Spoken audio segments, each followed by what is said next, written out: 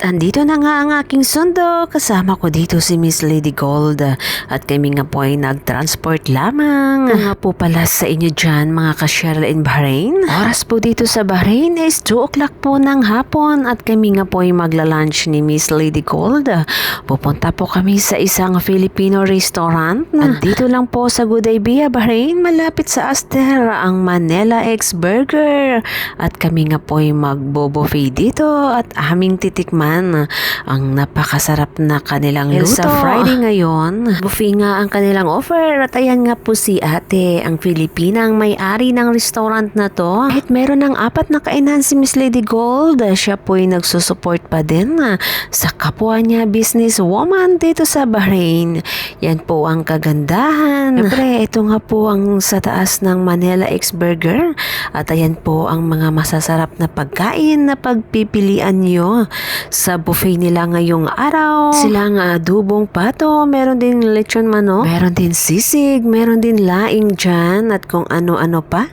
Hindi ko nga po alam kung ano pang meron dito dahil sa napakarami pong pagpilian ng kanilang mga ulam at meron din po silang leche plan, meron din po silang mga ng kambing. Kulang po alam kung ano ang tawag sa mga luto. Meron din po kaming natikman na balbakwa o yung kambing nila. Meron din silang inihaw na isda. Siyempre, bago magkainan, picture-picture na muna kami. Kanilang buffet po dito, 2.5 per head po. If nasa Pilipinas naman, nasa 390 pesos. At ang kagandahan nga lang po dito ay marami kang pagpilian na ulam. Sa halagang 2.5 po ay medyo mura na po sila compare sa iba.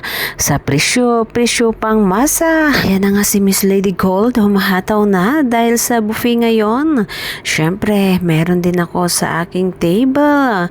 Puno na rin ang aking plato at waiting na lang makatapos si Miss Lady Gold para sabay na kaming kumain dyan. Yan ka-supportive si Miss Lady Gold kahit meron siyang sariling restaurant ay nagsusupport pa din siya sa kapwa Pilipino. Yan ang tunay na negosyante. Ay malinis na hangarin dahil sa nakakuha na nga kami pareho at ito na. At kami aariba na din dalawa dahil ito ay breakfast at lunch na din namin. Ako pa nga pala kami kumain ay nag-live nga dito si Miss Lady Tayo dito sa Manila X Burger Pangga. Siyempre kasama ko na naman mag-o Cheryl in Bahrain. Ayan, so dito kami ngayon magla-lunch Pangga. Kasi meron sila ngayon buffet Pangga, eat all you can. Ayan, for only 2 dinar 500 Pangga. Nag-start na po ang kanilang buffet till 12 midnight. Ayan. So, ito na talaga pambawi sa stress Pangga. So, punta na kayo dito. Sandali lang to hanapin Pangga. Dito lang to sa tabi lang to ng Aster Clinic Pangga, ang Manila X Burger. Napakaganda pa ng ambience guys. Yes, panalong panalo. After nga namin kumain dyan, bumalik kami sa kainan ni Miss Lady Gold dito sa Chicken Broasted, Gudaybiyah, Bahrain.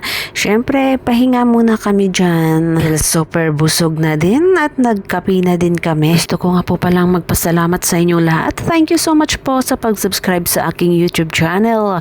Nang dahil po sa inyo ay na-monetize na po ang aking YouTube. At siyempre, maraming salamat po sa pag-play ng aking mga videos.